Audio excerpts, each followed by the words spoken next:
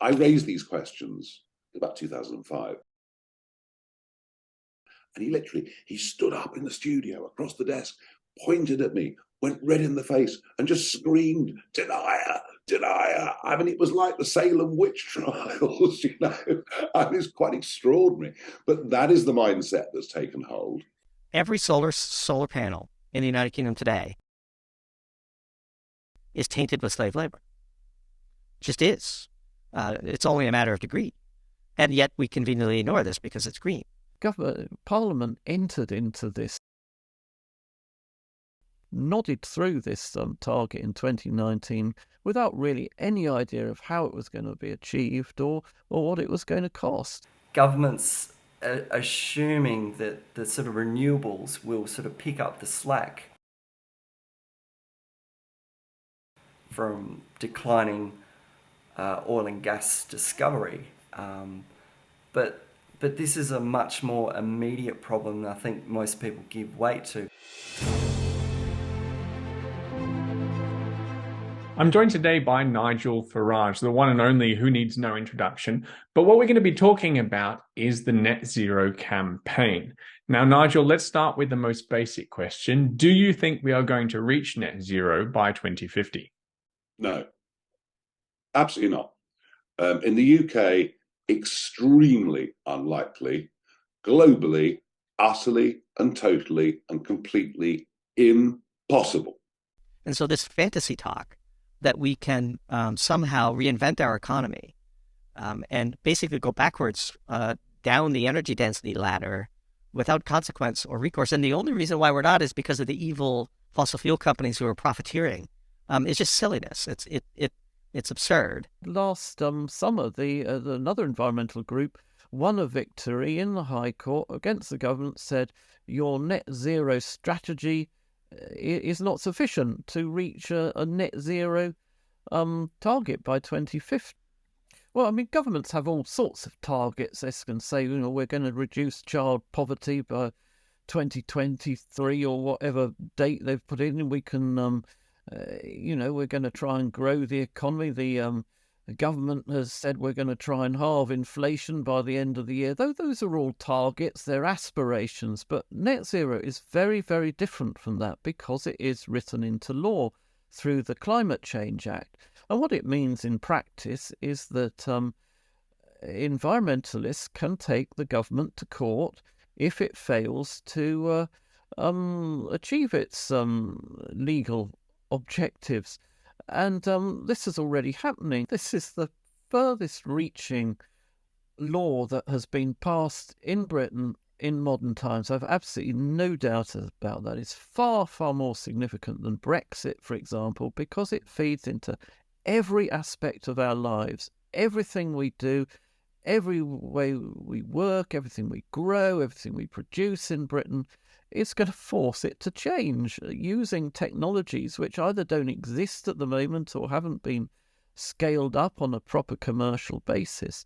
But in the dying days of Theresa May's government, when the country's mind was on Brexit, we were suddenly slipped this net zero target beneath the noses of the country. It was put through the House of Commons without even a debate, there was a minor debate without even a vote. In the House of Lords, there was a vote, and some Lords got together and they passed an amendment saying, well, the government really ought to tell us how it's going to get to net zero. But even so, the House of Lords still nodded through this thing. And so we were sort of saddled with it without any proper public debate. Now, look, we can agree or disagree on the potential alarmist calamity that climate change represents. But you cannot ignore that if you're going to push net zero at the speed with which people are being led to believe it is possible, there will be social upheaval. I see a change in the political wind.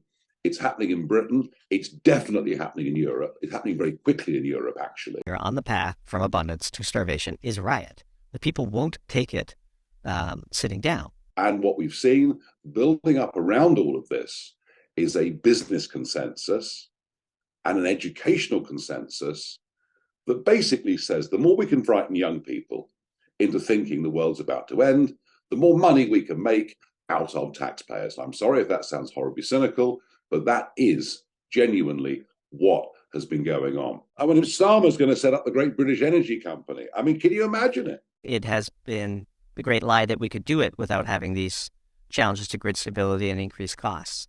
It was not sold as that.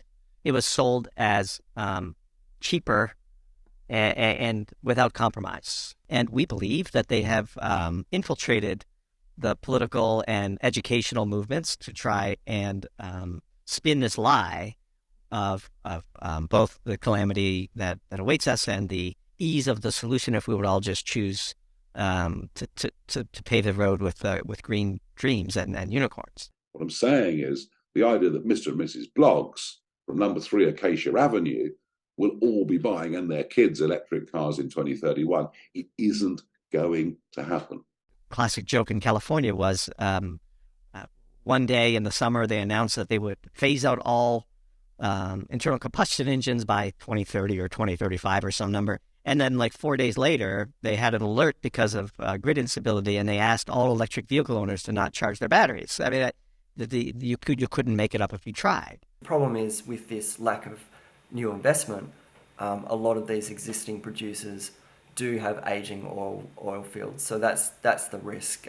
They've been paying out big dividends, but they haven't been putting money back into developments. Governments assuming that the sort of renewables will sort of pick up the slack from declining oil and gas discovery. But this is a much more immediate problem than I think most people give weight to, because to bring an oil and gas discovery into production can sort of take up to 10 years. So it's looming as an immediate problem because this all started back in 2015. So we can really use some simple maths and say, okay, maybe mid-20s, that's when the shortages of fossil fuels really starts to hit. The other way, of course, that we achieve it is to have climate lockdowns, is to stop people using cars in cities, and to say to families, no, you can't go to Marbella. I'm really sorry. But, the fortnight you wanted in Fuengirola, it ain't going to happen. When you come down to it, there's very little that we would be able to do on current technology that would, be consistent with net zero. Germany, of course, brought back 16 gigawatts of coal power at the first sign of panic. And so even the Germans, wasted hundreds of billions of dollars chasing this net zero fantasy. The moment we said in a piece, I forget the title of the piece, but at the first sign of trouble, they retreated to the coal mines with the speed and efficiency of the evacuation of Dunkirk. I mean, they went straight back to coal. The developing world has looked at what Germany did and ignored what they are saying and saying, okay, we're going back to coal. Pakistan bet the farm on LNG, and the moment, things got a little sketchy in Germany, they were outbid in the market and left literally in the coal. Do you think that the hysteresis of these past events isn't imprinted upon the leaders of Pakistan, which only happens to have 250 million people in the country? Of course. The wind to hydrogen to ammonia Rube Goldberg contraption will never work.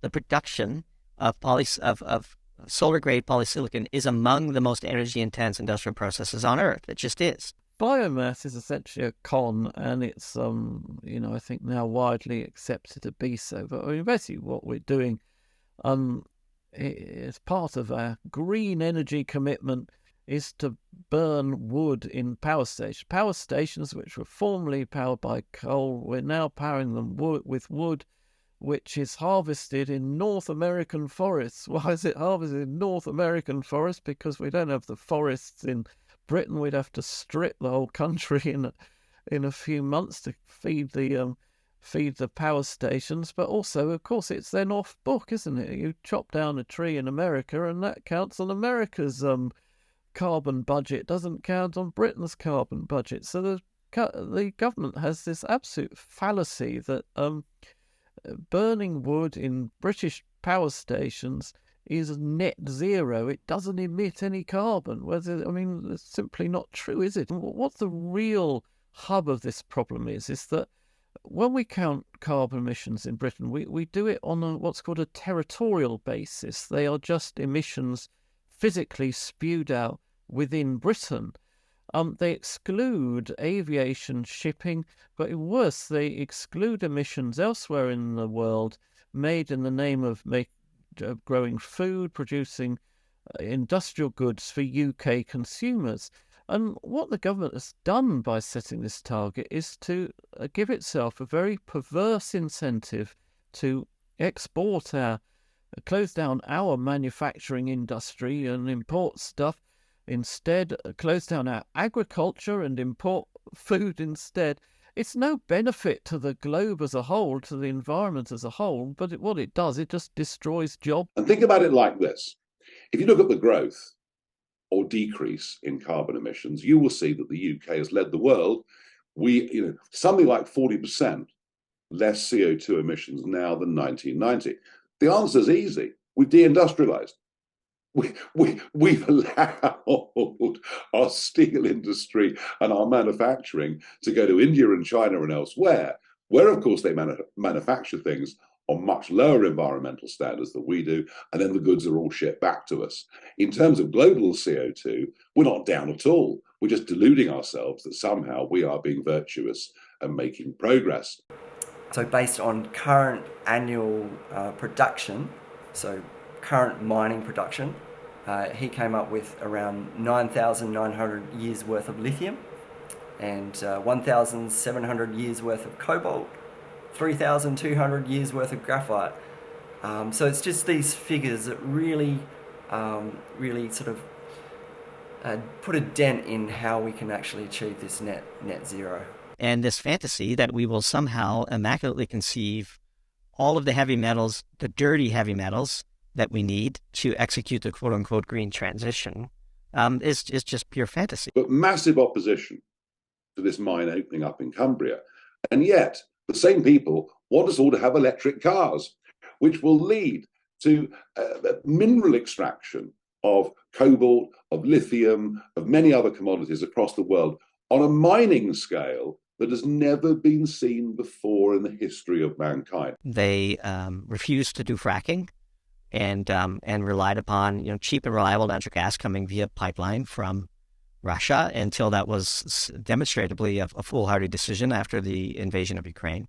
But who thinks that China is going to be any better to us geopolitically? And in fact, China's control over the resources needed for the green energy transition is far higher than Russia's control over natural gas. The only one way that we do massively reduce our carbon emissions is to say, right, we are actually going to go nuclear. There exists technology today to maintain our standard of living and reduce our carbon emissions radically, and that technology is nuclear power.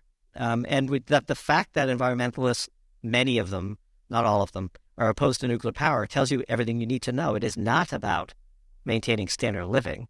It is about decreasing the number of humans on the planet. It's just that simple. That's what they would like. They would like fewer people. This is the exact same people, these Malthusians, who are anti-energy, anti-human, are anti-nuclear power for the exact reason that it provides essentially limitless power with no carbon. In the grand scheme of trade-offs, nuclear waste is literally a nothing burger. And anybody who thinks nuclear waste is an issue is either a victim of propaganda or a knowing purveyor of it. If you ask people, do you want to live on a clean planet? 80% say, yeah, absolutely, of course I do.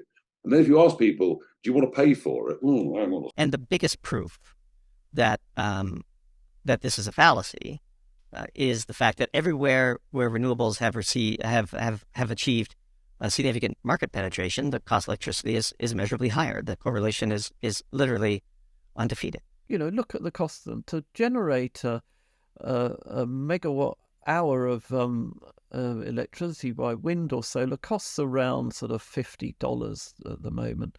But to store that megawatt hour of electrical energy in a battery costs about $300. So, it's like sixfold. So what will happen is you won't see a U-turn from politicians admitting they were wrong for the last couple of decades. That doesn't happen. But you'll start to see a slipping of a variety of deadlines. Investor sentiment seems to swing from the short-term risk to then all of a sudden going back to the long-term bullish trend, which is more copper is needed for this green energy transition.